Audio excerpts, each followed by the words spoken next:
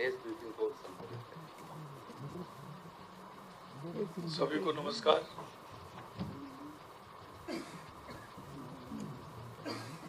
आज केंद्रीय बजट 2026-27 पर आयोजित इस प्रेस ब्रीफिंग में आप सभी का बहुत बहुत स्वागत, अभिनंदन। आज मैं भारत सरकार द्वारा प्रस्तुत केंद्रीय बजट के लिए देश के यशस्वी प्रधानमंत्री आदरणीय नरेंद्र मोदी जी का हृदय से आभार और अभिनंदन करता हूं। केंद्रीय वित्त मंत्री श्रीमती निर्मला सीतारमण जी ने जो ये बजट पेश किया है, ये बजट केवल आय व्यय का दस्तावेज नहीं है, बल्कि नए भारत के निर्माण, आत्मनिर्भर अर्थव्यवस्था और विकसित भारत 2047 के संकल्प की सशक्त घोषणा है। ये बजट उस सोच का प्रतिबिंब है जहां सबका साथ, सबका विकास, सबका विश्वास, सबका प्रयास केवल नारा नहीं बल्कि नीति बन चुका है।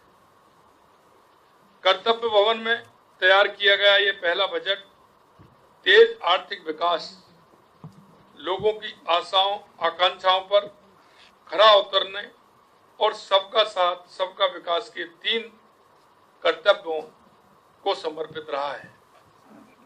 हमारा पहला कर्तव्य उत्पादकता और प्रतिस्पर्धा को बढ़ाते हुए आर्थिक विकास को तेज और सतत बनाए रखना तथा विश्व में बदल रही परिस्थितियों का सामना करने की क्षमता को विकसित करना है। हमारा दूसरा कर्तव्य हमारे लोगों की आकांक्षाओं को पूरा करना और उनकी क्षमताओं का निर्माण करना है ताकि वे भारत की समृद्धि के मार्ग में मजबूत सहयोगी बन सके।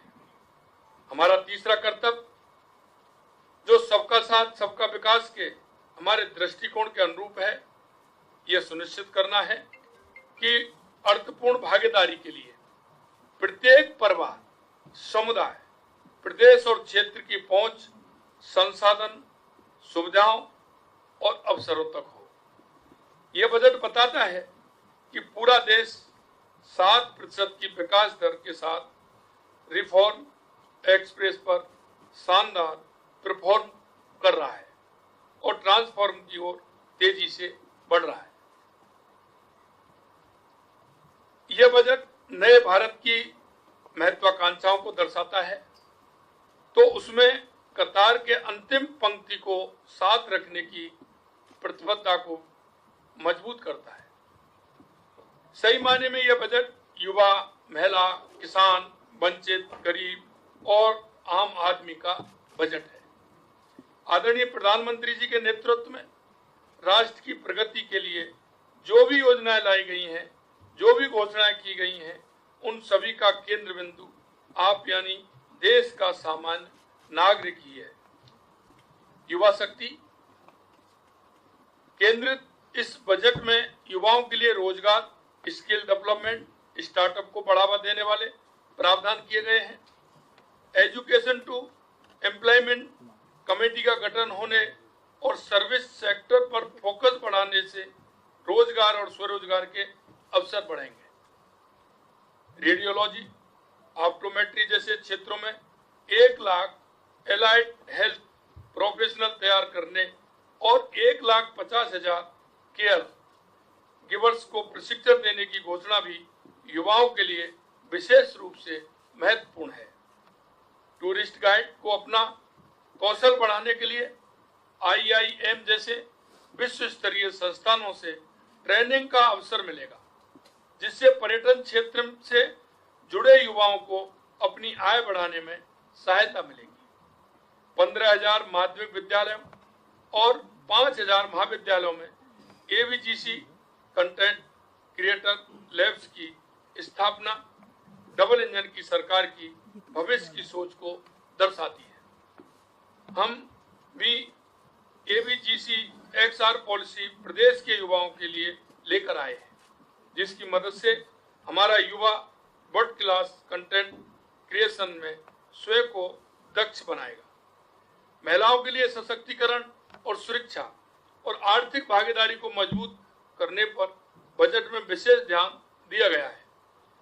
सी मार्ट खोलने से गांव की हमारी लखपति दीदियां अब अपने व्यवसाय को और आगे बढ़ाकर बिजनेस वुमन बन सकेंगी।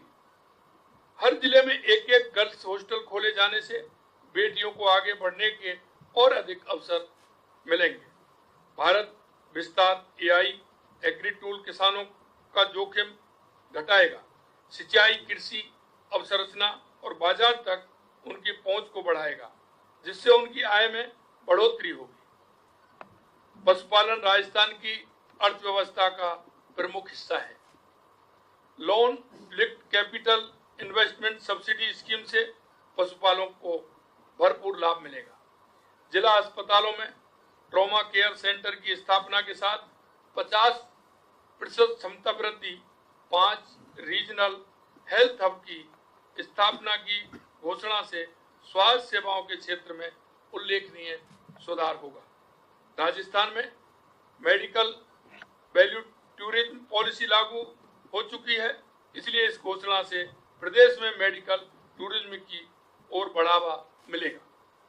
कैंसर की 17 दवाइयों में कस्टम ड्यूटी पर छूट से इस गंभीर बीमारी से लड़ने में सहायता मिलेगी। आदरणीय मोदी जी के नेतृत्व में 12 साल से देश वित्तीय अनुशासन और स्थायित्व के साथ विकास के मार्ग पर आगे बढ़ रहा है। यह बजट उस आत्मविश्वास को दर्शाता है जिसके चलते भारत आज दुनिया की तेजी से बढ़ती अर्थव्यवस्थाओं में अग्रणी है। यूरोप के साथ ऐतिहासिक समझौता मदर ऑफ ऑल डील्स होने के बाद इस बजट ने देश के छोटे बड़े उद्योगों, मैन्युफैक्चरर्स, कारीगरों, कामगारों को वैश्विक बाजार में जाने के लिए नई दिशा दिखाई है। Biopharma, chemicals, textile, handloom, handicraft जैसे क्षेत्रों में मैन्युफैक्चरिंग को बढ़ावा देने के लिए बजट में कई महत्वपूर्ण पहल की गई है। टेक्नोलॉजी के क्षेत्र में देश को आत्मनिर्भर बनाने पर बजट में विशेष फोकस किया गया है। बजट में 40,000 करोड़ रुपए के इंडिया सेमीकंडक्टर मिशन 2.0 और AI से संबंधित AI mission, national quantum mission, national research fund और डेवलपमेंट एंड इनोवेशन फंड का प्रावधान किया गया है। इलेक्ट्रॉनिक कंपोनेंट मैन्युफैक्चरिंग के लिए भी बजट में विशेष प्रोत्साहन दिए गए हैं। हमने भी राजस्थान में सेमीकंडक्टर नीति, डेटा सेंटर नीति और AI/ML नीति जारी की है। इस प्रकार डेटा सेंटर और क्लाउड सर्विसेज को जो इंसेंटिव बजट में दिए गए हैं उनसे राजस्थान भी लाभान्वित होगा। खादी सेक्टर के लिए महात्मा गांधी स्वराज योजना लाने और चैंपियन MSME बनाने की जो पहल इस बजट में की गई है उससे राजस्थान के छोटे उद्योगों के ग्लोबल बिजनेस हाउस बनने की राह प्रशस्त होगी। 10,000 करोड़ रुपए की SME विकास नीति और 2,000 करोड़ रुपए की आत्मनिर्भर भारत टॉप अप छोटे उद्योगों के लिए बड़ी सौगात साबित होगी। कंस्ट्रक्शन और इंफ्रास्ट्रक्चर की हेवी मशीनरी के निर्माण को बढ़ावा देने के लिए बजट में विशेष योजना लाई गई है। JCB जैसे बड़े कारखाने पहले से ही राजस्थान में हैं।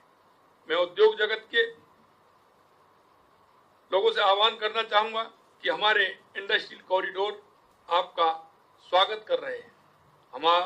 आप हमारी निवेश नीतियों का लाभ लेते हुए नई योजना अपनी यूनिट लगाएं।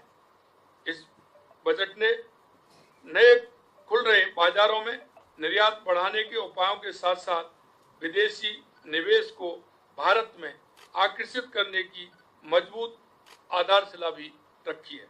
प्रधानमंत्री जी के नेतृत्व में भारत आज फेयरलेस फ्यूचर की ओर बढ़ रहा है। माननीय प्रधानमंत्री जी ने इस बजट के माध्यम से राजस्थान को विकास की मुख्य धारा में और अधिक मजबूती से जोड़ने का काम किया है। चाहे बुनियादी ढांचों का विस्तार हो, चाहे सड़क, रेल, ऊर्जा और जल से जुड़ी योजनाएं हों, या फिर औद्योगिक और निवेश प्रोत्साहन से जुड़े प्रावधान, इस बजट में राजस्थान की संभावनाओं और आवश्यकताओं को पूरी संवेदनशीलता के साथ स्थान मिला है। चैलेंज मोड पर मेगा टेक्सटाइल पार्क स्थापित करने, टेक्सटाइल लेबर इंसेंटिव स्कीम के आने से राजस्थान में रोजगार के अवसरों में बढ़ोतरी होगी। देश भर में 200 इंडस्ट्रियल क्लस्टर को फिर से मजबूत करने की सौगात भी राजस्थान के लिए एक वरदान है। बजट में अवसंरचना विकास पर विशेष जोर देते हुए 12,20,000 करोड़ रुपए का प्रावधान किया है। 5 लाख से अधिक आबादी वाले टीयर 2 और टीयर 3 शहरों में आधारभूत ढांचे के विकास के लिए invade bonds, real estate, investment trust REIT से मिलने वाले आर्थिक संबल से प्रदेश के शहर भी बड़े पैमाने पर लाभान्वित होने जा रहे हैं। म्युनिसिपल बॉन्ड्स की जो पहल की गई है वह हमारे प्रदेश के शहरी ढांचे को मजबूत करने में अहम भूमिका निभाएगी। BBG रामजी योजना में नरेगा की तुलना में 86,000 करोड़ से बढ़ा करके 95,692 करोड़ राशि का आवंटन किया गया है। राजस्थान को इससे अतिरिक्त राशि मिलेगी। बजट में अक्षय ऊर्जा के लिए 32,914 करोड़ रुपए का आवंटन किया गया है।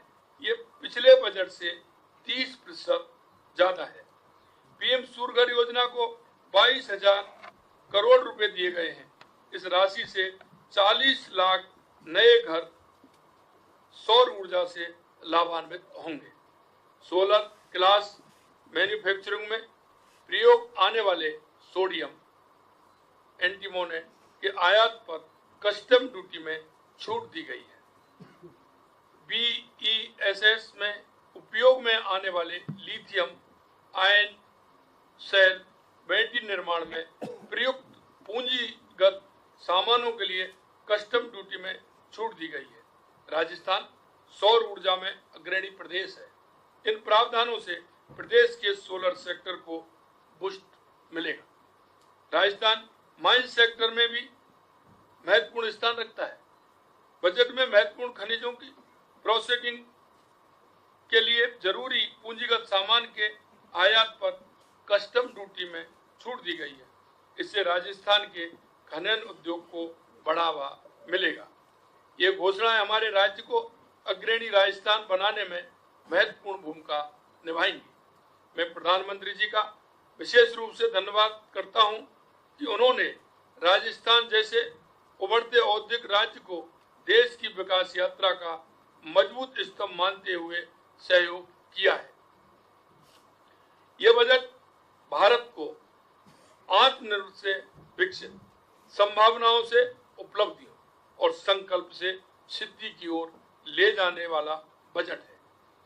यह न केवल आर्थिक विकास को बढ़ावा देगा बल्कि सामाजिक न्याय, रोजगार सृजन और डिजिटल इंडिया को मजबूत करेगा। मैं पुनः यशस्वी प्रधानमंत्री श्री नरेंद्र मोदी जी और हमारी माननीय वित्त मंत्री श्रीमती निर्मला सीतारमण जी को धन्यवाद ज्ञापित करता हूं कि उन्होंने आकांक्षाओं, अवसरों और आत्मविश्वास से भरा हुआ बजट दिया है। आप सभी को बहुत बहुत धन्यवाद। जय हिंद, जय भारत, जय राजस्थान।